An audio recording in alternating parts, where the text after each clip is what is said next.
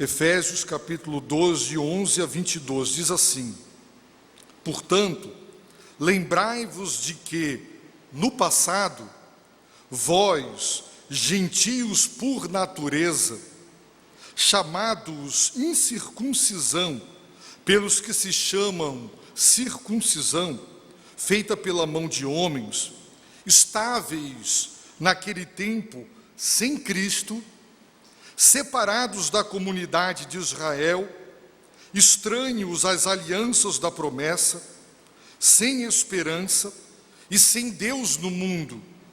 Mas agora, em Cristo Jesus, vós, que antes estáveis longe, viestes para perto, pelo sangue de Cristo, pois Ele é a nossa paz.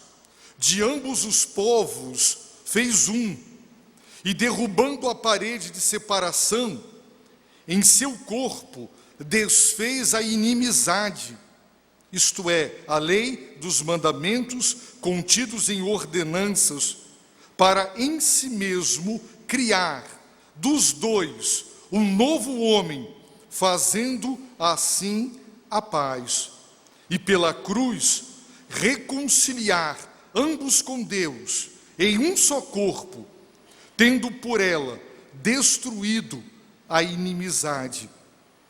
E vindo ele, proclamou a paz para vós que estáveis longe, e também para os que estavam perto, pois por meio dele, ambos temos acesso ao Pai, no mesmo Espírito. Assim, não sois mais estrangeiros, nem imigrantes, pelo contrário, sois concidadãos dos santos e membros da família de Deus, edificados sobre o fundamento dos apóstolos e dos profetas, sendo o próprio Cristo Jesus a principal pedra de esquina.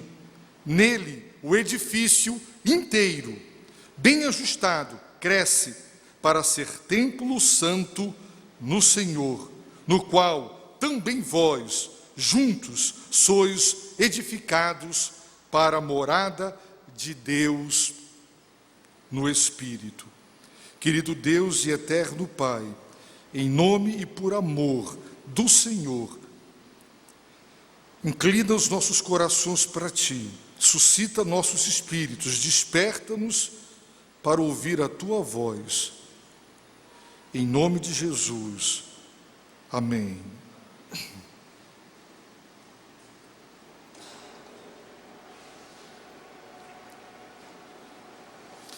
De acordo com o Evangelho de João, o Senhor Jesus declarou: e quando eu for levantado da terra, atrairei todos a mim. Jesus afirmou o poder da cruz, seu poder de atrair todos a Ele mesmo, só se daria mediante a cruz, ser levantado. Por isso, se hoje queremos atrair a humanidade para Cristo, nós só temos uma única opção: levantá-lo. Ele já foi levantado no Calvário, e hoje nós o levantamos quando pregamos o Evangelho, que é a palavra da cruz, cujo tema principal é a cruz, é o Cristo crucificado. No entanto, meus irmãos, lembremos de que o poder da cruz não reside na cruz, mas no crucificado, porque de acordo com a Bíblia, a obra que Deus aprova e aceita depende do obreiro. Quando Deus rejeita o obreiro, quando Deus reprova o obreiro, então a obra que ele realiza não tem valor nenhum.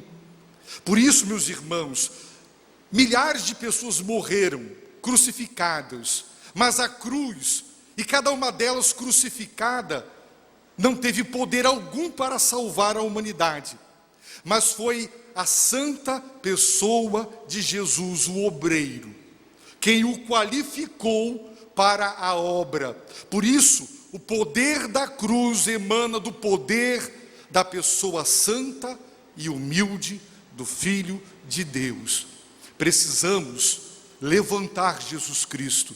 Precisamos pregar o Evangelho com fidelidade, porque Ele prometeu: atrairei todos a mim. É pelo poder da cruz. Por isso nós temos a pessoa e a obra. Nunca divorciemos pessoa e obra, até mesmo para nós. Jamais pensemos que podemos fazer a obra de Deus com um ser pecaminoso, submisso e em rebeldia para com Deus, porque toda e qualquer obra, por mais bem feita que seja, se o obreiro estiver em uma situação de reprovação aos olhos de Deus, por estar entristecendo o seu espírito, o seu melhor é reprovado e é rejeitado por Deus. Jesus nos ensina isso. Nós estamos comemorando a Páscoa e, infelizmente, todos sabemos o quanto Satanás é astuto.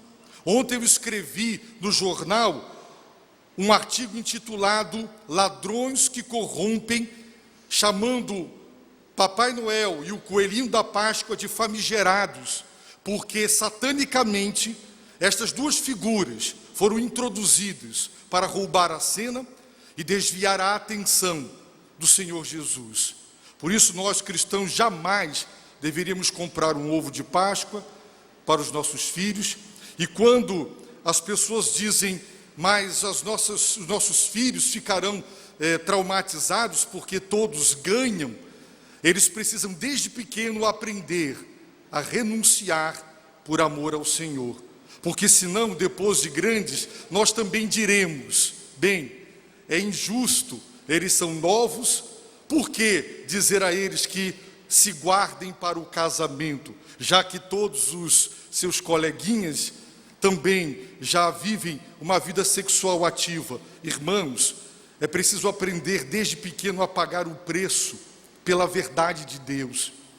Jesus Cristo foi crucificado e nós não podemos permitir que esses ladrões roubem a cena. E nós precisamos aprender sobre a cruz, sobre o poder da cruz, e levantar Jesus Cristo na nossa própria vida. O Evangelho, meus irmãos, depende da cruz.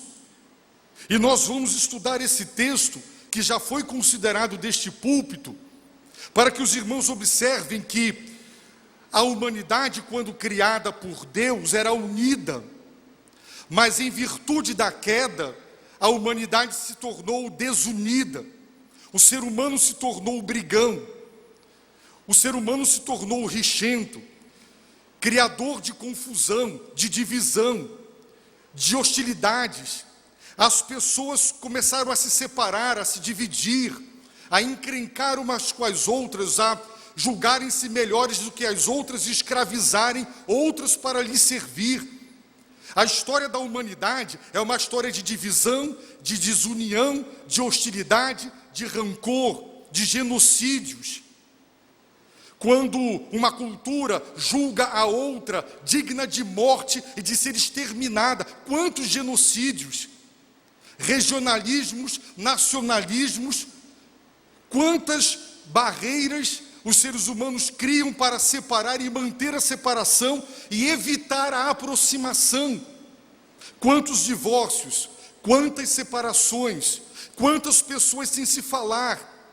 Eu visitei uma família numa vila linda, 3 casas de um lado, 3 casas do outro lado, um jardim belíssimo no meio, um sonho de lugar para morar. E eu descobri ao fazer uma visita que nenhum daqueles 6 vizinhos se falavam, se gostavam. Todos já tiveram um problema com todos, inimizades. O ser humano é assim. A natureza pecaminosa o torna assim, um criador de confusão, de divisão. Nós somos assim. A natureza humana pecaminosa faz com que nós nos separemos em virtude dos problemas e barreiras que nós construímos. E, meus irmãos, o texto fala de reunião. O tema do texto é reconciliação. Estávamos separados de Deus, estávamos separados do povo de Deus, e através de Cristo, Deus nos aproximou uns dos outros e dele mesmo. Portanto, o alvo da cruz é a reconciliação do homem com Deus, é a reconciliação entre os homens. E se aqueles que foram alvos da obra reconciliadora de Deus não conseguem viver em paz uns com os outros, então isso é uma evidência de que provavelmente a obra da reconciliação ainda não esteja consumada na nossa própria vida. Porque onde quer que exista união, isso é produto tanto da presença quanto do poder de Deus. A desunião é a evidência da ausência de Deus, da graça de Deus e do reinado de Deus e da própria falta do poder de Deus. União é sobrenatural, amor fraternal é sobrenatural. Onde Jesus Cristo reina, meus irmãos, inevitavelmente haverá união.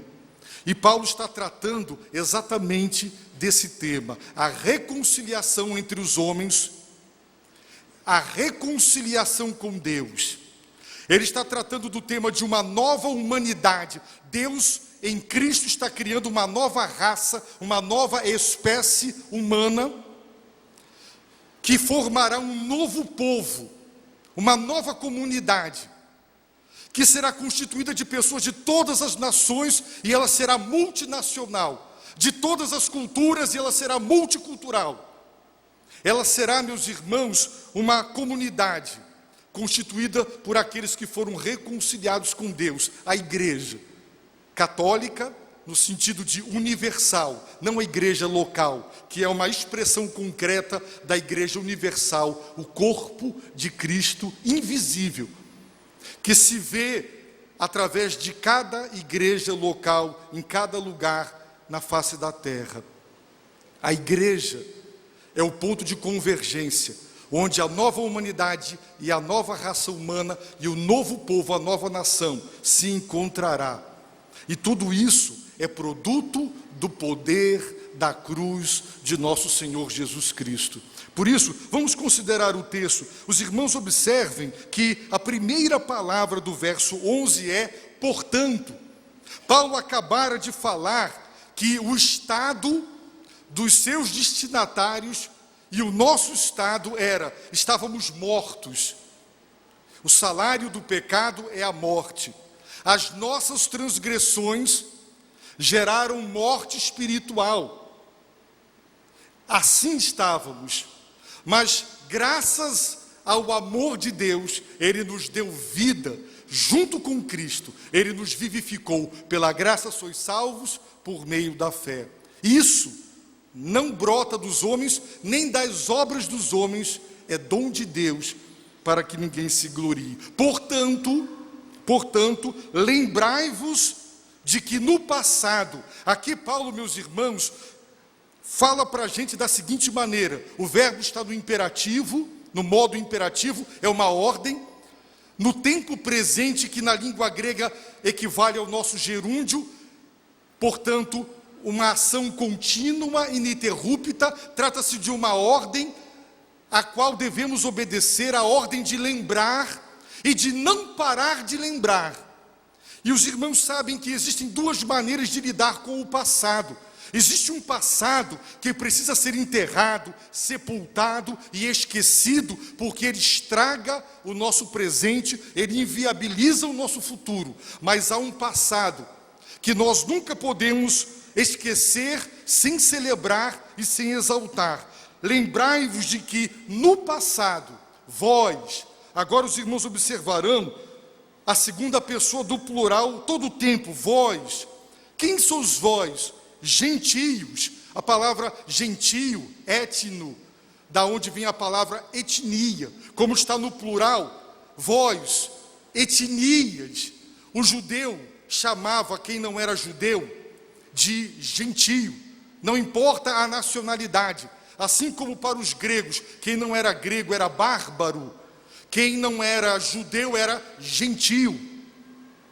Vós, gentios, por natureza, vocês nasceram assim, chamados incircuncisão pelos que se chamam circuncisão.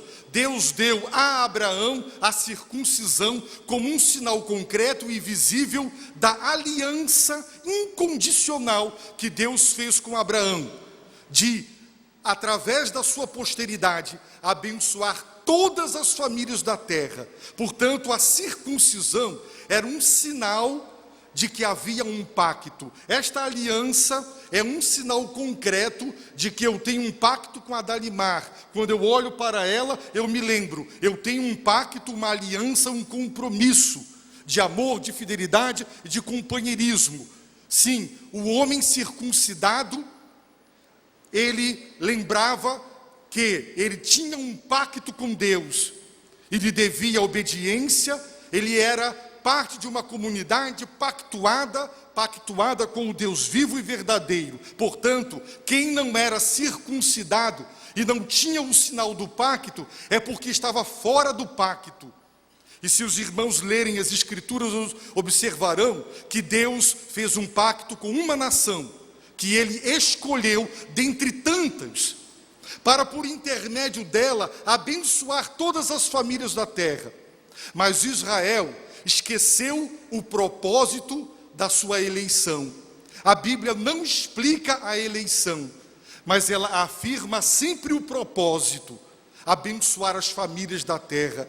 Israel esqueceu o sentido e o propósito da vocação, julgou que era favoritismo divino e se tornou uma nação racista que excluía tudo e todos e simplesmente passou a odiar. Essa era uma maneira de expressar o seu menosprezo pelos gentios, chamados de cães, odiados e desprezados. Muitos anos depois de Pentecostes, Pedro recebe uma visão. Deus quer que ele pregue para Cornélio, um gentio. Como Pedro fará isso?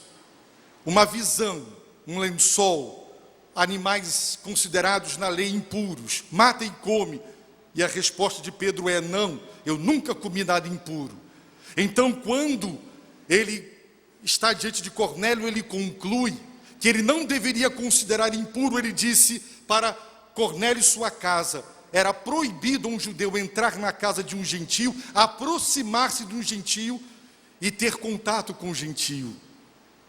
Mas foi preciso Deus, tantos anos depois do Pentecostes, depois de dizer Jerusalém, Judeia, Samaria e os confins da terra, ainda a igreja focava só nos judeus. Jesus disse: Pedro, eu te dou as chaves do reino. E Pedro, em Atos 2, abriu a porta do reino, pregando o evangelho para os judeus. Em Atos 8, Pedro pega essa mesma chave, a pregação do evangelho, e abre a porta para os samaritanos. E em Atos 10, com as mesmas chaves do reino, ele abre a porta para os gentios. Quem abriu a porta para a pregação do evangelho para as gentes, as etnias, foi o apóstolo Pedro. Por quê? Porque ainda havia esse exclusivismo. Israel é o povo de Deus. Aqui Paulo está dizendo: vós éreis chamados incircuncisão, uma forma de menosprezar e dizer: vocês não têm pacto com Deus, Deus não fez pacto com vocês, Deus não se importa com vocês, Deus nos elegeu, Deus nos reprovou, nós somos o povo aliançado, pactuado com Deus, vós não sois. Sim, observem Pedro dizendo, no início do verso 12, estáveis, e ele vai descrever qual era o estado no qual todas as nações estavam, eles estáveis naquele tempo, no passado. Número 1, sem Cristo. Número 2, separados da comunidade de Israel. Então, sem o Senhor e excluídos do povo de Deus. A palavra comunidade traduz a palavra grega politeia, que significa cidadania. Você pode morar em um determinado país como imigrante, ter o visto de imigrante, mas você não é cidadão, você não tem os direitos de cidadão, todos os direitos e deveres de um cidadão, você não tem, você é um imigrante. Portanto, os gentios, nós, estávamos, meus irmãos, sem Jesus e separados, sem a cidadania divina, porque Israel era uma teocracia, era uma nação politicamente e religiosamente governada pela soberania de Deus através da sua lei. Portanto, os gentios estavam separados de Deus, os gentios, nós, estávamos separados do próprio povo de Deus. Estáveis, em terceiro lugar, estranhos às alianças da promessa. Deus fez uma promessa a Abraão, repetiu para Isaac, repetiu para Jacó, repetiu para Israel no Sinai e repetiu para Davi. Várias alianças de Deus, todas elas baseadas na mesma promessa, a promessa do Salvador. Os gentios estavam estranhos, eram estrangeiros, ignoravam absolutamente na ignorância de todos estes pactos de Deus, com base na promessa do Messias, sem esperança. Quem não tem a promessa, não tem a esperança. Na Bíblia, promessa não é uma expectativa vaga de que algo possa acontecer. O fundamento de toda esperança bíblica é uma promessa feita pela palavra de Deus. Como a palavra de Deus não mente, quando Deus nos faz uma promessa, Ele cria em nós uma esperança e Ele jamais frustra esta esperança, porque Deus não mente e Ele é todo poderoso, ninguém pode impedi-lo de cumprir a sua palavra. E estáveis também sem Deus no mundo, ateós, ateus. Sim, eles tinham muitos deuses, mas não conheciam o verdadeiro Deus. E quem é idólatra é ateu, porque adora deuses inexistentes. Portanto, é tão ateu quanto o ateu racional que nega a existência de Deus. Então, como nós estávamos, meus irmãos, sendo menosprezados pelos judeus, os circuncidados que nos chamavam pejorativamente de incircuncisos, portanto, povo excluído por Deus, povo com quem Deus não tem pacto. Estávamos naquele tempo sem Cristo, separados da comunidade de Israel, estranhos à aliança, sem esperança e sem Deus no mundo. Assim nós estávamos. E Paulo diz: lembrai-vos, não se esqueçam disso, eu vos ordeno. Lembrem-se do estado no qual vocês estavam. Sabe para quê? Para valorizar o estado no qual agora vocês se encontram. Verso 13: mas agora, em Cristo, em virtude da vossa união com Jesus Cristo, vós, gentios, que estáveis longe, viestes para perto, pelo sangue de Cristo. Queridos irmãos, o verbo viestes para perto é a nossa tradução. A Sociedade Bíblica traduz fostes trazidos, está mais correto. O verbo está na voz passiva.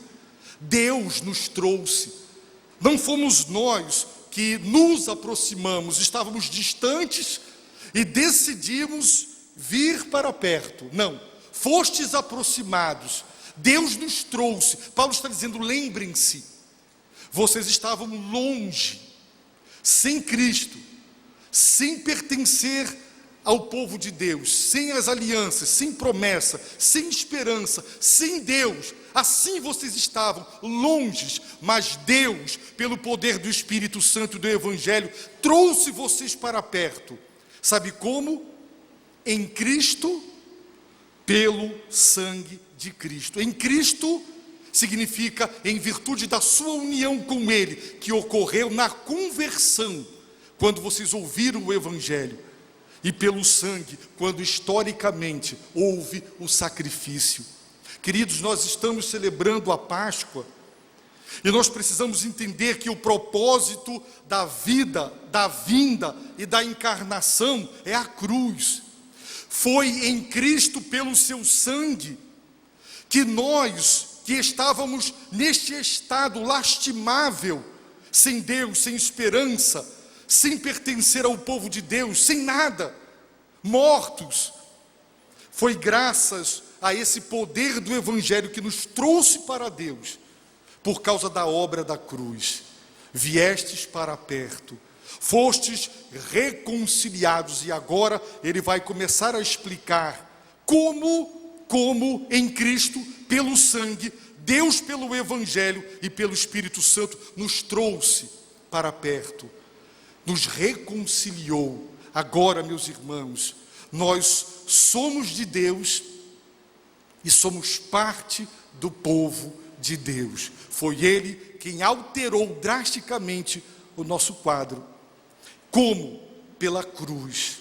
É por isso que a essência da genuína adoração é celebrar a Deus por seu Filho e por seu sacrifício, porque foi em Cristo, pelo sangue de Cristo, que Deus radicalmente alterou o nosso estado passado.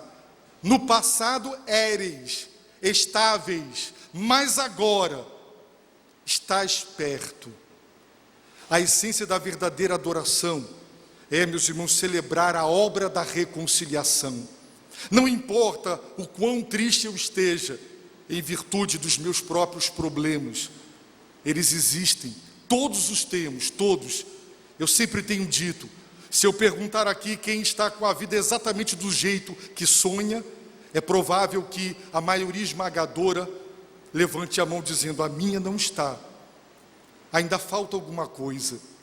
No mundo de tribulações, nem tudo é como nós gostaríamos que fosse, mas a essência da verdadeira adoração diária, e quando a igreja se reúne como corpo, é celebrar o crucificado, é celebrar a sua cruz, e o que Ele fez através da cruz, e a graça de Deus hoje, pelo Evangelho, de aplicar essa obra na nossa vida individual. Por isso nós estamos aqui.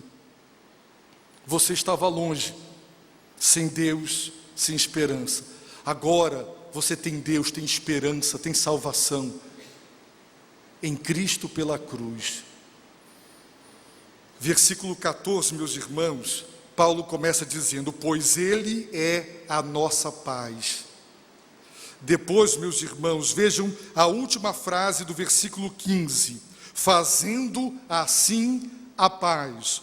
Agora vejam, por favor, meus irmãos, a primeira frase do verso 17: e vindo Ele, proclamou a paz. Jesus é a nossa paz, Jesus fez a paz, Jesus proclamou a paz. Em que sentido Jesus é a nossa paz? É a paz interior? Não.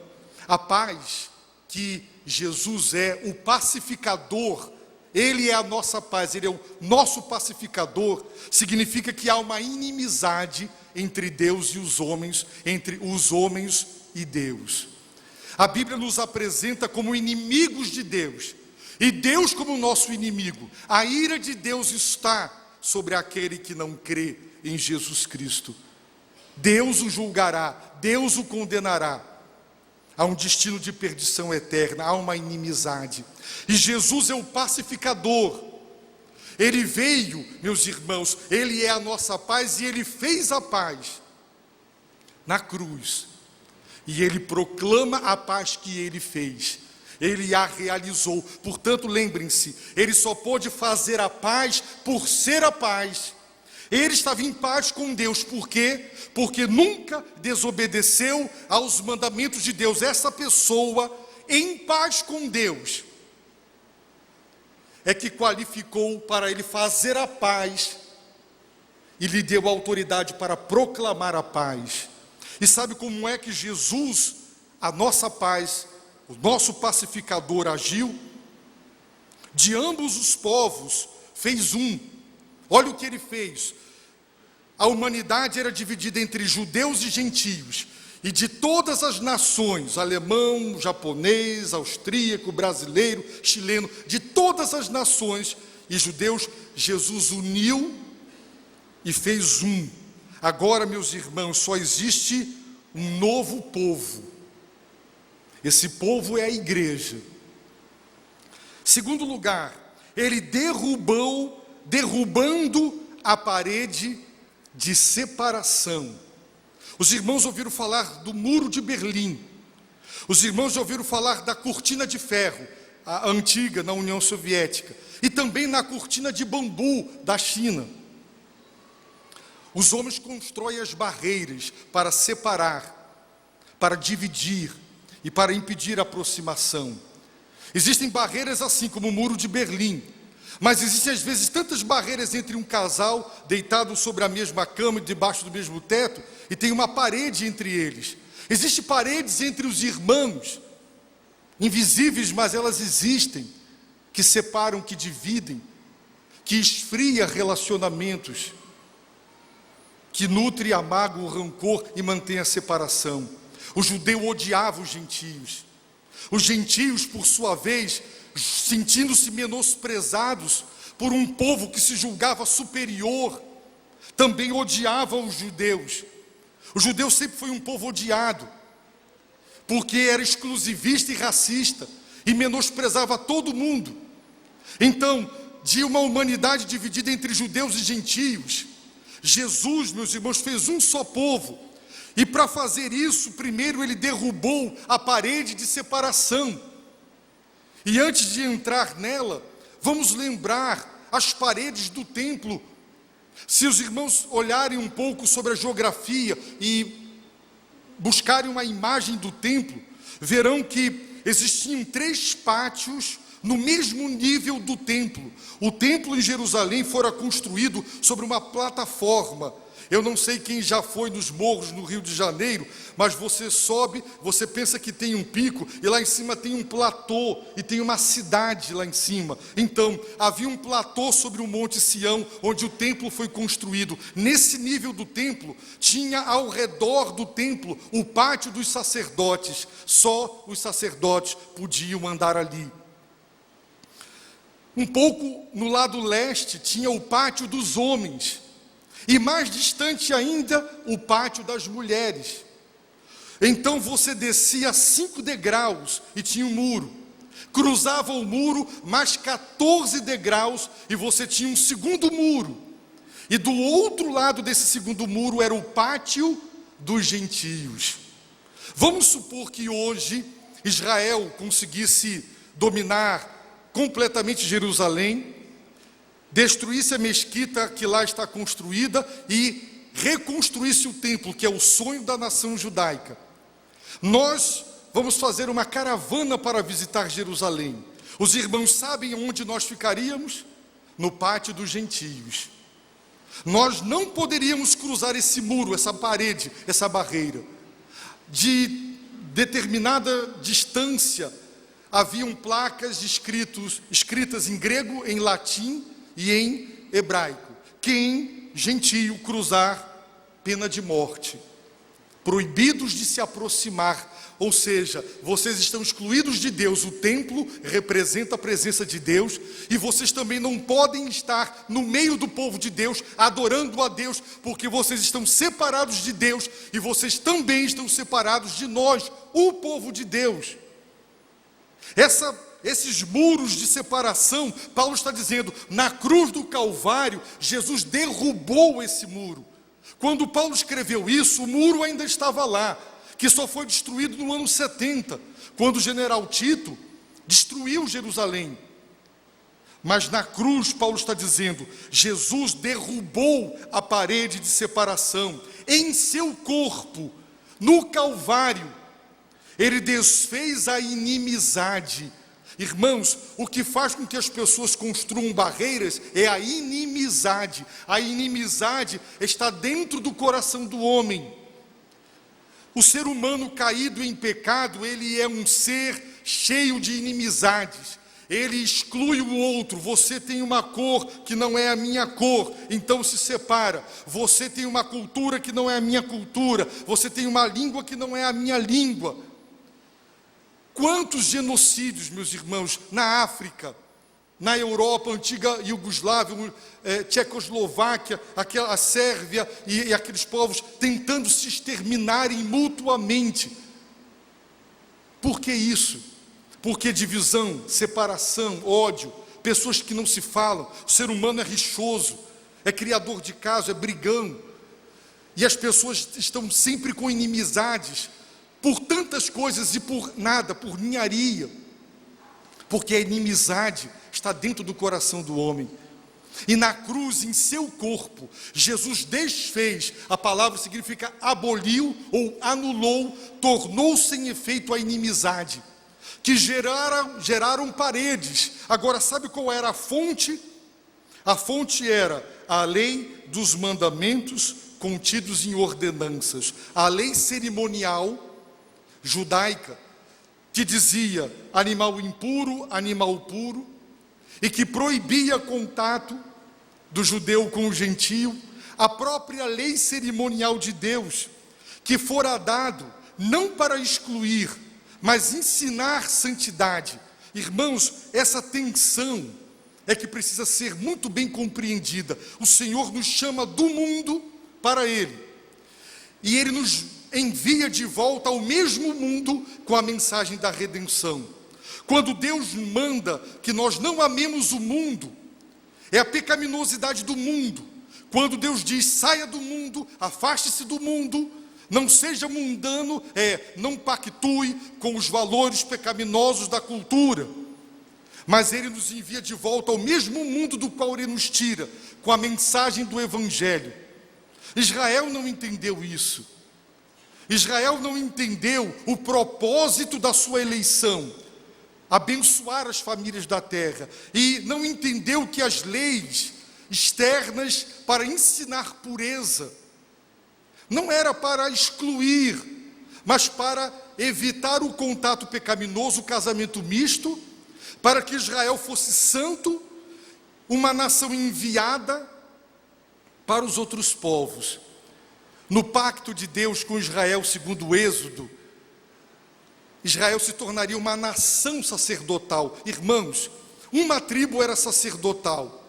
Se o sacerdote, a palavra pontífice significa construtor de pontes, se o sacerdote é aquele que representa o homem diante de Deus, e se toda a nação cumpriria um papel sacerdotal, estava óbvio que o plano de Deus era usar a nação de Israel para reaproximar as nações dele.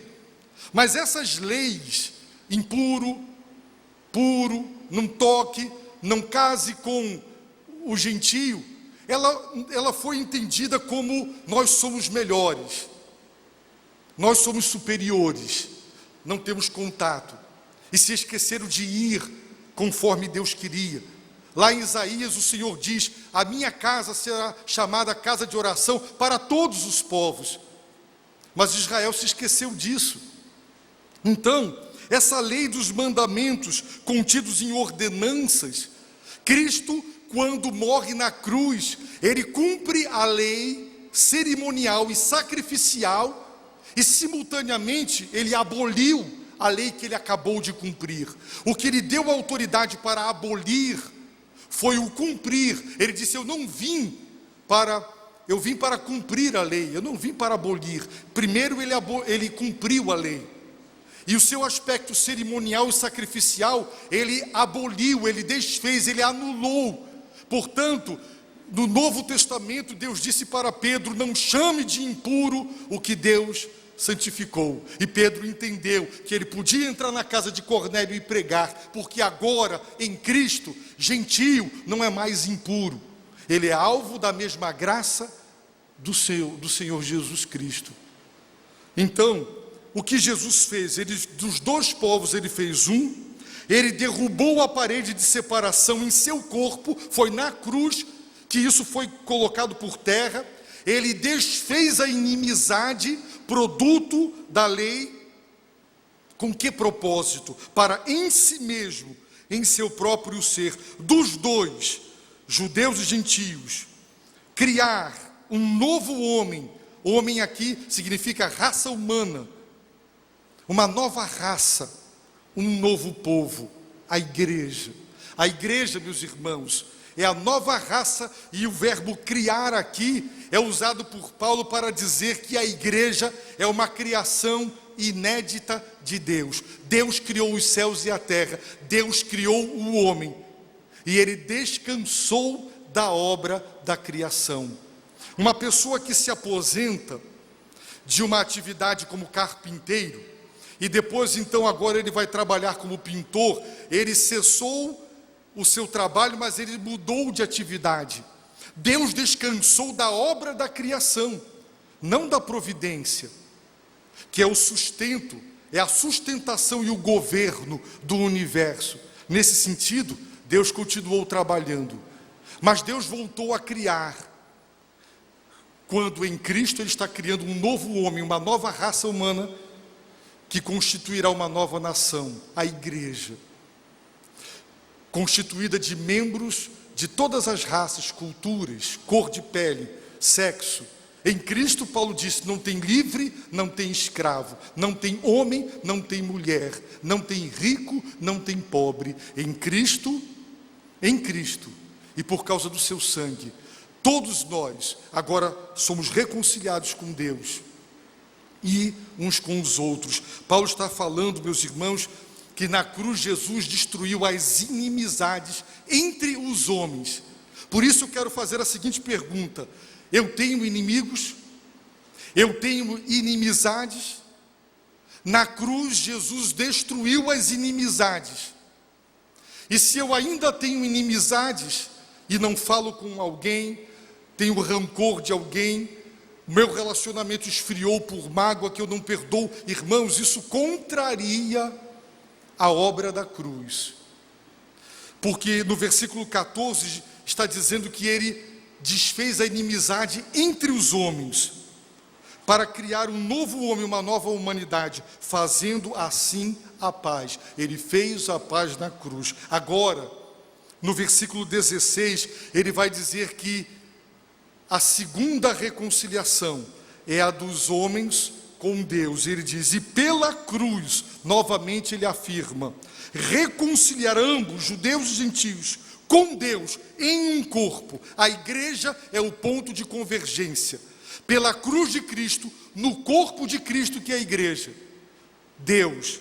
Jesus reconciliou judeus e gentios com Deus. Então, o tema é a reconciliação com Deus e a reconciliação entre os homens. Tudo isso em seu corpo, pela cruz. Tendo por ela, a cruz, destruído a inimizade. Agora ele está falando da inimizade entre Deus e os homens. Irmãos, enquanto as causas da inimizade não forem removidas, é impossível haver reconciliação. Qual era a barreira de Deus para manter a inimizade conosco? A sua justiça, a sua ira, que exige o pecado tem que ser punido. E quando Cristo satisfaz essa exigência da lei de Deus, que exige justiça, ele propicia a Deus, é a doutrina da propiciação. Ele aplaca, ele desvia a ira, satisfazendo as exigências da justiça. A justiça divina exige pena de morte, e ele morreu substituindo e representando a humanidade. Portanto, a barreira que havia em Deus, que o impedia de ser amigo dos homens, ela foi removida pela cruz, pelo sangue que propiciou a Deus. Mas qual era a barreira do lado do homem? A sua natureza pecaminosa, rebelde, insubordinada, avessa a Deus. Então, ele nos dá um novo coração, ele nos regenera, Ele nos liberta do poder escravizador e condenador do pecado. Portanto, na cruz, Ele trata com Deus, satisfazendo sua justiça, trata conosco, nos redimindo. Agora sim as barreiras foram removidas e Ele pode reconciliar Deus e os homens. Jesus pôde fazer isso por causa da cruz. Foi pela cruz. A Páscoa celebra a cruz. Nela Ele desfez a inimizade entre Deus e os homens. Nela Ele também destruiu a inimizade entre Deus e os homens, e entre os homens as inimizades que eles tinham entre si. E no verso 17 diz: e vindo Ele, proclamou a paz. Que tipo de paz? A paz interior? Não. Ele proclamou a paz com Deus. E Paulo diz: justificados, ou seja, declarados inocentes por Deus, por causa da inocência de Cristo. Agora não estamos mais em guerra com Deus, estamos em paz com Deus. Portanto, Ele fez a paz e Ele proclama. A primeira palavra do Cristo ressurreto que nós temos registro é: paz seja convosco. E no Novo Testamento encontramos expressões dizendo: o Evangelho da paz, o Deus da paz, o Evangelho da paz. Ele proclamou a paz. Para quem? Para vós, gentios, que estáveis longe, e também para os que estavam perto, os judeus. E por meio dele, ambos temos acesso ao Pai no mesmo Espírito. Queridos irmãos, foi na cruz, foi pela cruz. Lembrai-vos, não se esqueçam de como vocês estavam antes e como vocês estão agora. Sem Deus, sem esperança, sem salvação, sem Cristo, sem pertencer ao povo de Deus, sem conhecer a promessa e as alianças da promessa. Assim vocês estavam, mas agora, em Cristo, pelo sangue que Ele derramou na cruz, vocês foram trazidos pelo próprio Deus para perto de si. Ele vos reconciliou. Ele é a nossa paz. Ele fez a paz. Ele proclama a paz. Ele derrubou a parede. Ele desfez a inimizade. Ele destruiu a inimizade.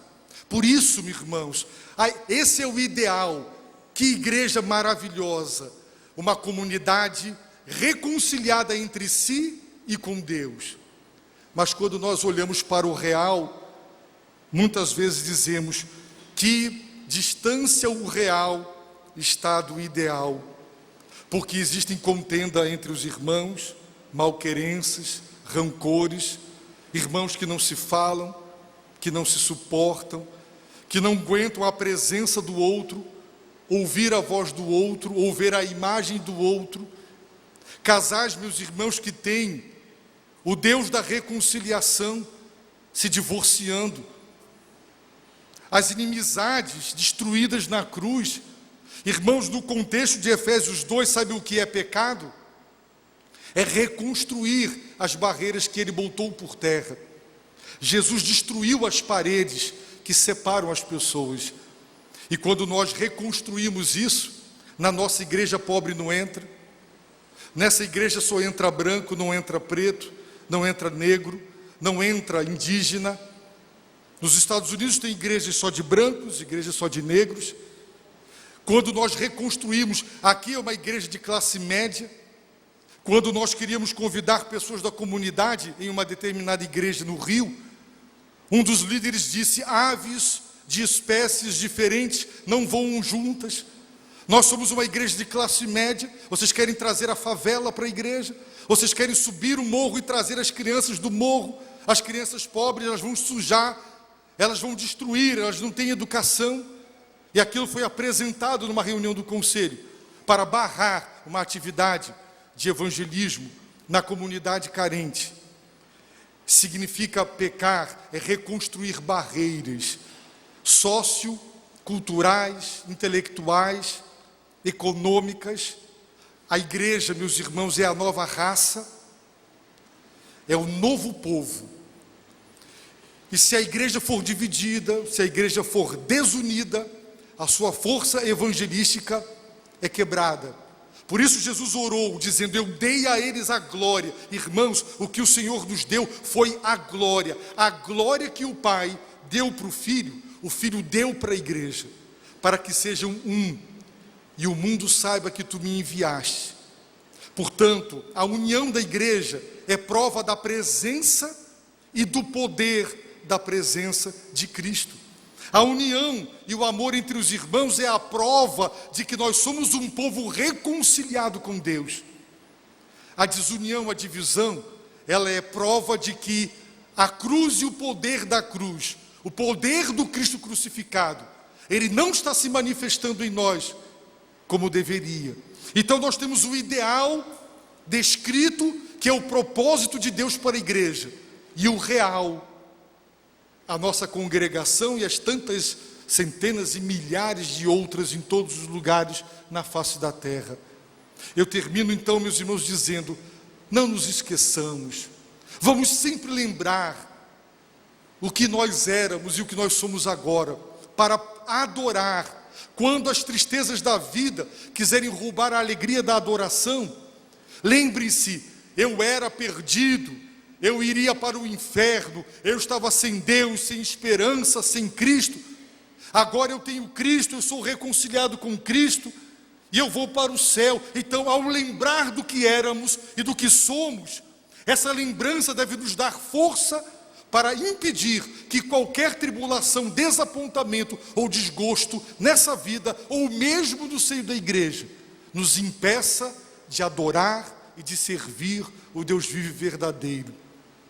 Termino dizendo que o poder da cruz é poder reconciliador. Quem não vive bem com as pessoas está dando evidências de que não vive bem com Deus. É impossível estar em paz com Deus e não estar em paz com as pessoas. Se nós não estamos bem com as pessoas, é porque nós reconstruímos algumas barreiras. Os irmãos sabiam que tem igreja que se divide por causa de uma bateria? E já existiu igreja que se dividiu porque a bateria entrou no culto, porque um cântico foi cantado. E tem igreja que divide porque diz hino, não. As igrejas se dividem por muitas coisas, irmãos. Reconstroem barreiras que Jesus botou por terra. Portanto, vamos lembrar, quando a inimizade tentar entrar no nosso coração e se expressar através da separação, da divisão e da exclusão, que Jesus na cruz colocou essa parede por terra. Ele destruiu essa parede. E nós temos que crucificar o nosso eu pecaminoso, que tem muitas inimizades, para viver em paz com as pessoas e viver em paz com Deus. É o poder da cruz. E vamos, ele fez a paz, ele é o pacificador, e ele declarou nas bem-aventuranças: bem-aventurados os pacificadores, os que serão os promotores da paz, aqueles que farão tudo para que as pessoas consigam superar suas inimizades e voltem a se dar bem umas com as outras. Então, Jesus é a nossa paz, o pacificador. Na cruz ele fez a paz com o seu sangue, e ele proclamou a paz. Quando nós proclamamos o evangelho da paz, dizendo: você é inimigo de Deus, Deus é seu inimigo, quem crê tem a vida eterna, quem não crê, a ira de Deus permanece sobre ele, mas em Cristo você é salvo da ira vindoura. Arrependa-se, creia, para você viver em paz com Deus e Deus com você. Ao proclamar o genuíno evangelho da paz, Jesus está sendo glorificado, porque a obra da cruz está sendo anunciada. Ser pacificador, fazer as pazes e proclamar a paz, foi o que ele fez, e nós devemos imitá-lo, também sendo pacificadores, também fazendo a paz quando a inimizade se manifestar, e proclamando a paz, o evangelho da paz, o evangelho de nosso Senhor e Salvador Jesus Cristo. Eu peço a Deus, meus irmãos, que a palavra do Senhor, ela penetre fundo na nossa vida e ela produza os frutos que ela é capaz. Que nós não tenhamos um coração que seja uma terra dura, uma terra que tem mais pedra do que areia, uma terra, meus irmãos, que tem muitos espinhos, porque estas coisas sufocarão a palavra. Mas se o nosso coração for um coração que recebe com mansidão a palavra que é implantada em nós, ela tem poder para salvar as nossas almas. Vamos orar. Eu quero convidá-lo nesse momento a orar. E nessa oração, você diga: Senhor, eu fui reconciliado, mas eu percebo no meu comportamento, eu percebo na minha vida pontos que entristecem o teu espírito, rompem a comunhão, me distanciam de ti, livra-me. Eu também percebo que tenho relacionamentos que se esfriaram, eu percebo inimizade em mim que gerou uma barreira, não é um muro, mas tem uma barreira, eu não consigo nem falar com a pessoa, não consigo mais me aproximar, tem uma barreira invisível, mas tão concreta quanto um muro. Então o Senhor destruiu a barreira, a parede.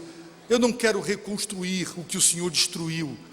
Me ajuda pelo teu poder a botar por terra essas barreiras.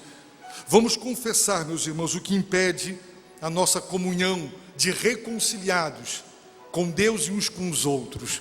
E se você entrou hoje aqui sem Deus, sem salvação, sem Cristo, sem as promessas de Deus, você ainda não está reconciliado com Deus, você sabe disso. Então você pode agora arrepender-se dos seus pecados e confessar: Jesus, tu morrestes e derramastes o teu sangue naquela cruz para me reconciliar com o Pai. Em nome de Jesus, agora eu me arrependo, eu creio, eu me entrego, salva-me, eu me entrego a ti.